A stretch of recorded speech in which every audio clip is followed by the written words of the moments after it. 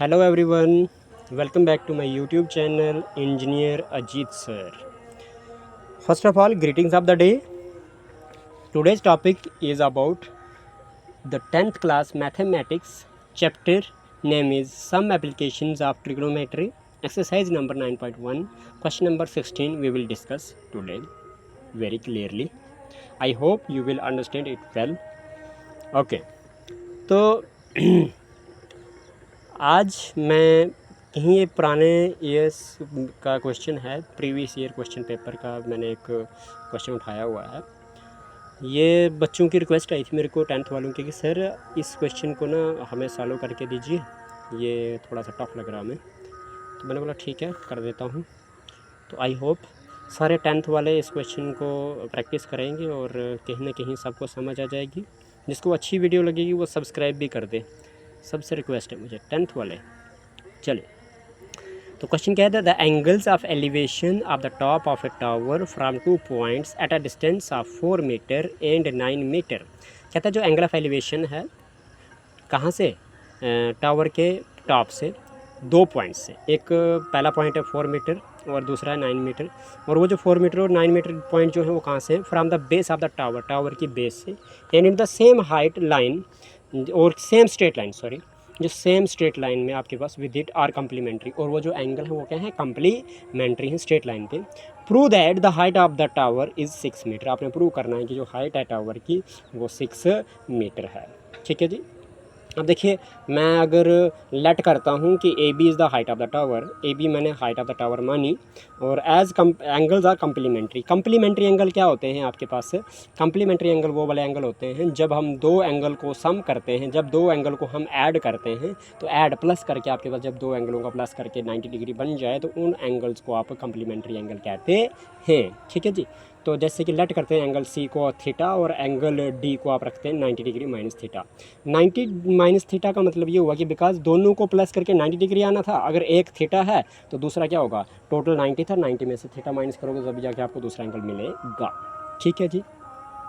अब आपको यहाँ से मैंने एक नॉलेज दे दी कम्प्लीमेंट्री एंगल क्या होता है। दूसरी चीज़ ये बता देता हूँ कि अब एंगल ऑफ एलिवेशन क्या होता है। एंगल ऑफ एलिवेशन का मतलब ये होता है कि आप जहाँ पे आप खड़े हैं और अगर आप वो कहीं हाइट में कोई चीज़ देख रहे हैं तो आपकी आँखों से जो एंगल बन रहा है to the object at the top, ठीक है, वो जो आपके पास एंगल ऑफ एलिवेशन है उसी एंगल ऑफ एलिवेशन को आप मतलब उसी को आप एंगल ऑफ एलिवेशन कहते हैं, जिस एंगल से आप ऑब्जर्व करोगे उस ऑब्जेक्ट को।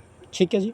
अभी इस क्वेश्चन को करने का तरीका क्या है, क्वेश्चन को करने का तरीका ये है कि आपके पास आपने सुना होगा कि साइन एंगल, टेन एंगल, कास, साइन कास टेन थीटा, साइन एंगल होता है, कास एंगल होता है आपके पास, टेन एंगल होता है, कोसेक एंगल, सेक एंगल, कॉट एंगल। ठीक है जी। ये ट्रिग्नोमेट्रिक रेशोज़ में आता है, जो 8th चैप्टर है आपका, उसके बारे में भी डिस्कस करेंगे हम धीरे धीरे। अब मैं मतलब 8th वालों का जो सॉरी 10th वालों का जो चैप्टर है आपका, 10th वालों का जो मैथमेटिक्स है उसको 1 by 1 step by step discuss करता जाऊंगा अपनी वीडियोज़ में। आई होप सबको समझ आ जाएगी और सब लाइक करेंगे इस चीज़ को। और मुझे आपसे कुछ नहीं चाहिए, ख़ास करके स्टूडेंट्स जो हैं 10th वाले, उनसे मुझे सब्सक्राइब चाहिए। ठीक है। और मैं अपने से बेस्ट कोशिश करूँगा कि आपको वो सारी चीज़ें समझा दूँ और आपके दिमाग में क्वेश्चन को वीडियो देखते देखते क्वेश्चन बैठ जाए। ठीक है। जैसे कि इसमें क्या कर दिया मैंने, according to statement of the question कि ए बी जो है हाइट है आपके पास क्वेश्चन की, और एक पॉइंट जो है एंगल ऑफ एलिवेशन का वो है सी, जो 4 मीटर है from the base of the tower. ये बेस ऑफ द टावर है, इससे लेके इस पॉइंट तक 4 मीटर रखता हूँ और इसका एंगल थीटा रख दिया। फिर दूसरा एंगल मैं 9 मीटर रखता हूँ from the base of the tower, दूसरा पॉइंट है डी और उसका एंगल हो गया 90 माइनस थीटा। तो क्या किया आपको मैंने एक चलिए, अगर किसी को नॉलेज होगा इसके बारे में तो ठीक है, नहीं नॉलेज होगा तो कोई बात नहीं, मुझे आप कमेंट बॉक्स में कर सकते हैं कि सर थोड़ा सा इसके बारे में बता दीजिए, तो मैं उसके बारे में बता दूंगा आपको, अगली वीडियो उसके ऊपर ले आऊँगा जो पॉइंट आपको समझ नहीं आएगा। फ़िलहाल इसमें मैं आपको डायरेक्ट करवा देता हूँ, फिर अगर किसी को कोई चीज़ की समझ नहीं आएगी तो उस छोटे से पॉइंट को भी मैं आपको डिटेल में बता दूंगा। जैसे यहाँ पे आपके पास कि आपके पास परपेंडिकुलर अपॉन हाइपोटेन्यूज जो होती है वो साइन होती है, बेस अपॉन हाइपोटेन्यूज कॉस होता है, परपेंडिकुलर अपॉन बेस टेन होता है, हाइपोटेन्यूज अपॉन परपेंडिकुलर कॉस होता है, हाइपोटेन्यूज अपॉन बेस सेक होता है और बेस अपॉन परपेंडिकुलर कॉट होता है। ठीक है। यानी कि अगर मैं एक सिंपल सा फार्मूला बताऊं इसका, ट्रिक जो है याद करने की, वो ये है कि पंडित भाई पंडित हर हर भोले। ठीक है जी। तो चलिए अभी बात करते हैं इसमें। जैसे कि मैं देखूं तो ए बी अपान मैं बी सी लेता हूँ, A B upon B C लेता हूँ, यानी कि परपेंडिकुलर अपान बेस लेता हूँ, तो वो होता है टेन थीटा के बराबर। अब ए बी की वैल्यू तो मुझे पता नहीं है, पर बी सी की वैल्यू मेरे पास पता कि 4 मीटर है। ठीक है, तो 4 मीटर डाल दी is equal to tan theta हो गया। इक्वेशन नंबर मैंने 1 डाल दी। In triangle A B D की बात करूँ, in triangle A B D इसकी बात करूँ तो यहाँ पे क्या है आपके पास, यहाँ पे भी टेन थीटा बनाऊँगा मैं, तो परपेंडिकुलर अपॉन बेस बनाएंगे। परपेंडिकुलर आ गया ए बी और बेस आ गया बी डी, तो A B upon B D लिख दिया equal to perpendicular upon base लिख दिया इक्वल टू टेन थीटा। अब ए बी अपॉन 9 आ जाएगा, बिकॉज बी डी की वैल्यू 9 है आपके पास, इज इक्वल टू 10 थीटा की वैल्यू आपके पास 90 माइनस थीटा है, तो 90 माइनस थीटा लिख लिया। एक और चीज़ आपको मैं बता दूं कि 90 डिग्री माइनस थीटा जो है आपके पास कॉट थीटा के बराबर होता है। 10th वालों को बहुत ही अच्छे तरीके से ये पता है, बिकॉज 8th चैप्टर में ये सारे फार्मूले डिस्कस करे हुए हैं। अगर आप लोगों को धीरे धीरे वो सारी चीज़ें लेके आऊँगा मैं। फ़िलहाल इसमें से कई ऐसे स्टूडेंट्स होंगे जिन्होंने मेरे पास पहले ट्यूशन ली हुई है, तो उनको पता है। अगर कोई ऐसे न्यू कोई स्टूडेंट है या कोई न्यू जो व्यूवर है इस वीडियो को देख रहा है, तो उसको अगर समझना होगा तो उसके लिए चलो नेक्स्ट वीडियो में लेके आऊँगा, वहाँ पे समझ लेंगे। ठीक है।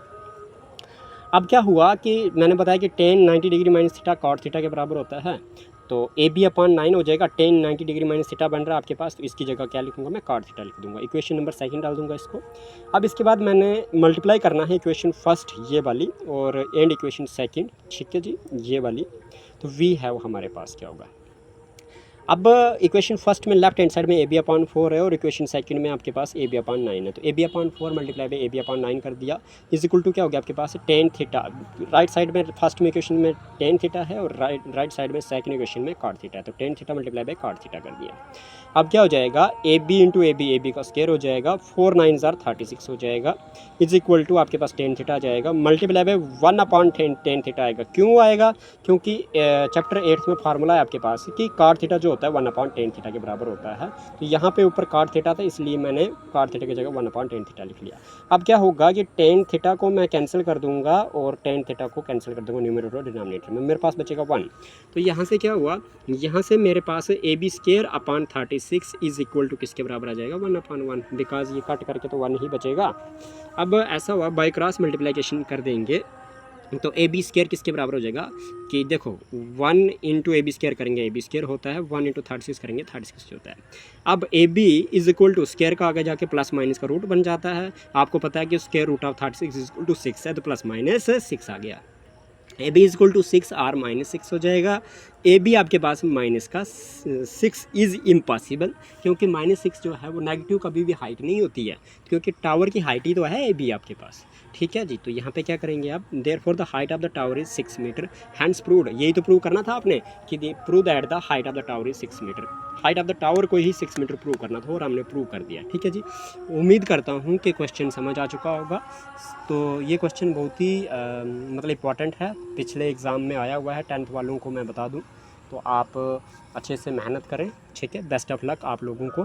ठीक है, अगले वीडियो में लेके आऊँगा आपके पास नए टॉपिक के साथ। ठीक है जी, hope all the best. Hope कि आपको समझ आ गई होगी या आ चुकी होगी, नहीं आ चुकी होगी तो आप एक बार बता दें मुझे कमेंट बॉक्स में, और प्लीज़ सब्सक्राइब कर दें। ठीक है, थैंक यू।